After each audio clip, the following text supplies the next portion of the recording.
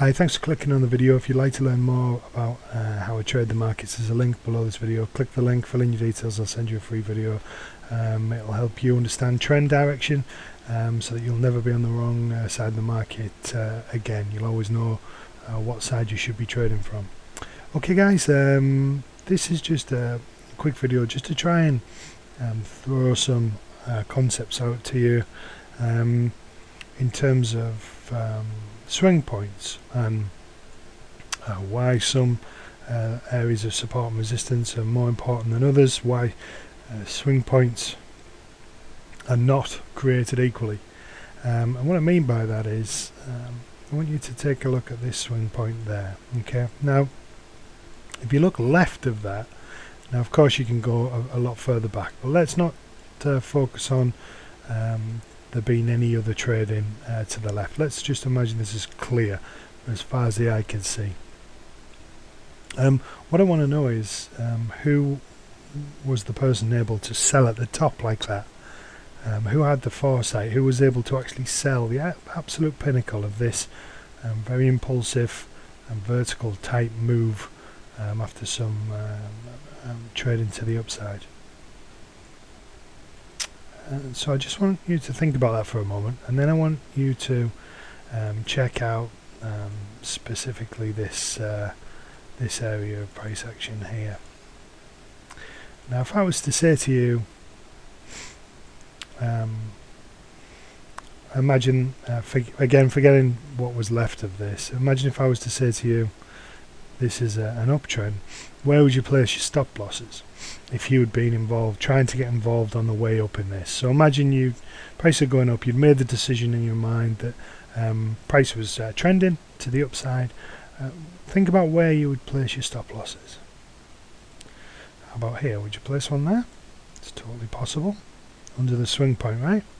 And again there, just below the swing point there and there. What about this one? Now I'll be asking you to agree with me, but as this is a one-way conversation, you can, as this is a one-way conversation, I'm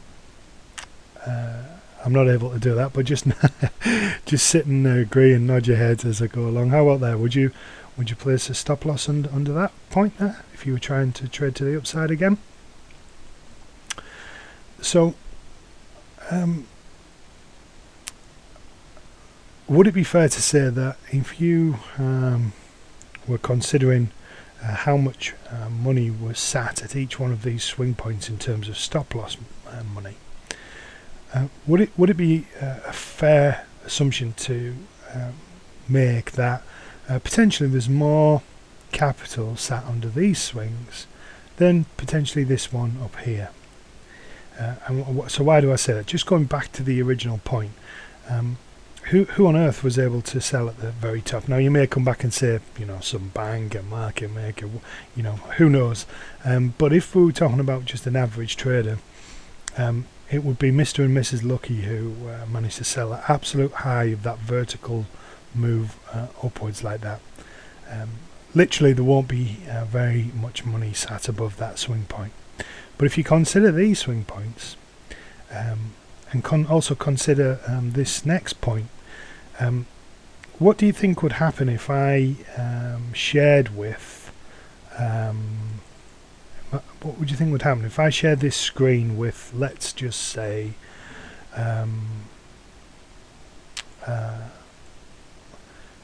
200 traders, let's say 2,000 traders, let's say 20,000 traders?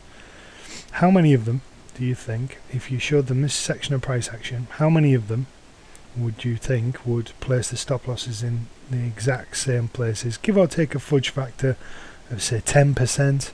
It's probably good, you know, wouldn't need that much, but let's just assume you know, you allowed for people having slightly different ideas on where to place stop losses.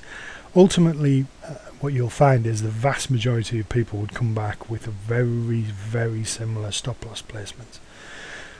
So what that should tell you is that there's quite a bit of money sat below these swing points, and there's not as much money sat above this swing point. So the point I'm trying to make is that not all points, not all swing points are created equally, and this type of information, if you agree that traders will tend to place stop losses in similar locations, that's valuable information to turn that against them and use that against them, because what's essentially under these levels?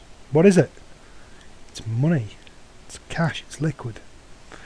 Now if you know where the liquid is, then that puts you in a stronger position instead of just trading from the hard right edge. So imagine you're just looking at the chart at this area here. So imagine we're just, this is the live market and we're going along and prices are going up. Now what most people do is they're just reacting to this price going higher, alright? But we've just discussed that the vast majority of traders would place stops in virtually the same locations. Now if that's correct, if you wait and hang around instead of being reactive to price action, you get to learn a lot more information about your opponent and how you can potentially take advantage of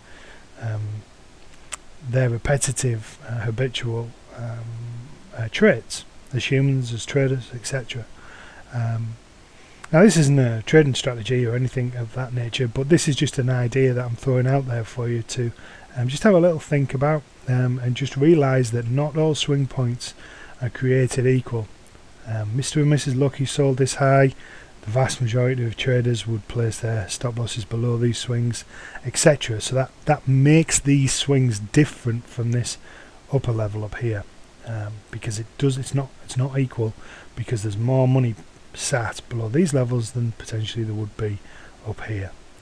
Okay guys, hope you've found that helpful. If you've got any questions, just ask, and if you'd like to learn more about a style of trading, hit the link below this video, fill in your details and I'll send that video to you straight away.